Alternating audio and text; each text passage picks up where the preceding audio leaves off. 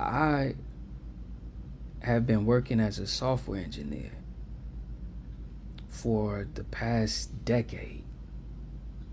Because I wanted to start making some real money so I could start investing in real estate and, you know, pay off my debts and all of that stuff. And I remember 10 years ago, I was like, what could I do that would pay me? And I was looking for specifically a 6-figure salary. And I was like, and I wouldn't have to go to college for it. Like, not that I wouldn't go to college, but I was thinking, like, I was looking for something that I could learn on my own and then just go and interview for that particular role and just basically demonstrate my skill. I was like, yo, I don't want to spend 4 years in a college to earn a degree and then come out trying to make money like 4 years later. I was like, nah, I need to be studying, like hit the books, like hit my studies like hard. So started out making close to 50. It was like a little under 50K that first year. Second year went up to 75K. Third year, then I was at 100. Like, I had to work so hard as a software engineer. I'm not playing. That job was stressful. And I was recently terminated too because of health issues, like mental health issues, whatever. I'm 45 large, all right? So if I can do this, man, anybody could do it. I mean, think about the concept or the phrase people use when they say like printing money. You know what I mean? Like, this stock market, man, day trading is crazy. I've been doing this literally for like the past 3 months. I've been looking into it for a whole year though. You know what I mean? I had people next to me just kept talking about it. And I was like, I kind of believe it, like, but I believe that you could get the money. It's difficult for me to reconcile, like to comprehend what's happening. And I'm experiencing it in real time. Like, I'm in it. I'm in this. And it's crazy. It's unreal, man. It's unreal. Like, I was in the military and I was diagnosed with anxiety disorder, mood disorder, and depression. So the job just became extremely stressful. We had 3 reorganizations. They were saying that they weren't going to let people go, and they ended up doing that and having these mass layoffs. I got laid off, or my position, whatever they call it. They try to hide it under these new phrases or, articulate it differently. But they're like, oh, we don't have a role for you. Like, how do I not have a role when you hired me? So, like, anyway, I went on a leave of absence, and I was on a leave of absence for a year. And during that time, I was, recovering, like going through therapy, seeing a therapist and my psychiatrist at the VA, and then also attending groups, anxiety, depression groups, and so forth, to develop coping skills, man, because I didn't know what was going on. And I don't right now, due to physical limitations, I don't have the physical capacity to be sitting at a desk or doing certain types of work, whatever. Like, I just don't have the capacity to do it at this stage in my life. Because when you from the streets, when you growing up in the streets, man, ain't nobody trying to hear that stuff, man. Like, I'm in it. Get what I'm saying? Like, I'm in this, and it don't even make sense to me. When I say like make sense, maybe let me rewind a little bit. That's probably the wrong phrase.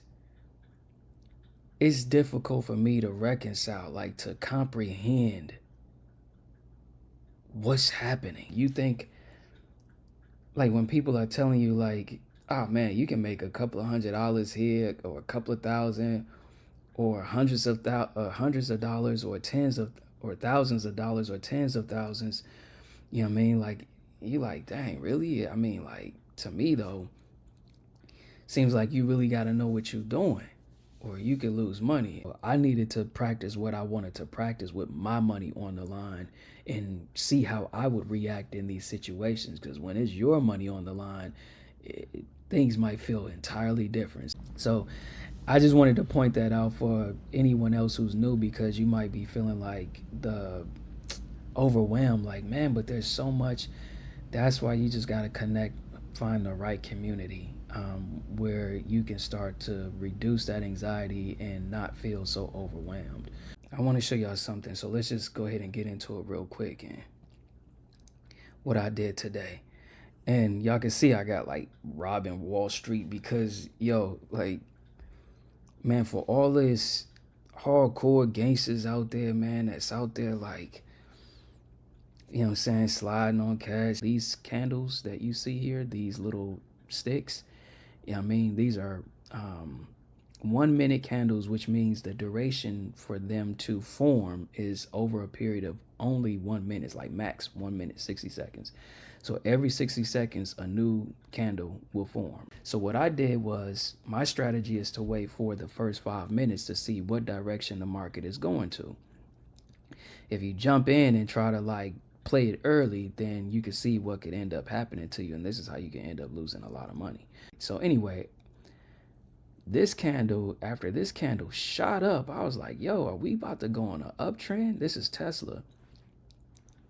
And so like I got in like about right here, like at the top. And I was like, man, should I get in? So I was like down almost 2K. I think it got to like 1600 or something like that. And then that joint just shot up. It shot up. And I got out right here at the top. And as you can see, like here, this indicator, this is an indicator. The green line here is basically like a ceiling. It serves as a ceiling. And it's like, hey, you know, it's just a warning, like, hey, watch out, you know, you're going through the ceiling and you might want to start getting prepared for a reversal to the opposite side, which is a downward trend. And that's what I did. Man, one last point is, I know I made over 3K today, crazy, in 6 minutes. Prior to that, I made 515 minutes, 515 minutes, and then over close to 1,000 in an hour. And then now I'm at 3K. So these are been my day trades. And also lost some money too. So I think I lost like, so far total since I began in October, I think I've made 5, 8, let's say around close to 10K. And the total that I've lost, I would say, is about 3K. So I would say I'm up 7K overall. Because when it's your money on the line, things might feel entirely different. So that's why, but I wanted to risk that. Obviously I risked, you know, the amount of money I risked anyway, and you might need to, you know, scale that down based on how much, you know, what your comfort level is. You got a stop loss, and you can say, hey, if I get in on this trade, I only want to lose $20, or I only want to lose $50, or 100, or 1,000. So you get to set that. There might be some slippage if you try to set too tight of a stop loss, but if you got to save up, do that, you know, because all you really need is like $100, $200, because there's different stocks at different prices. No matter what direction the trend is going, there's going to always be some pullbacks, because that's an indication that that's healthy movement. There'll be some pullbacks, let people get in the trade, and then there'll be, you know, continuous or continue in that momentum. So I just wanted to point that out for anyone else who's new, because you might be feeling like the overwhelmed, like, man, but there's so much. That's why you just got to find the right community where you can start to reduce that anxiety and not feel so overwhelmed.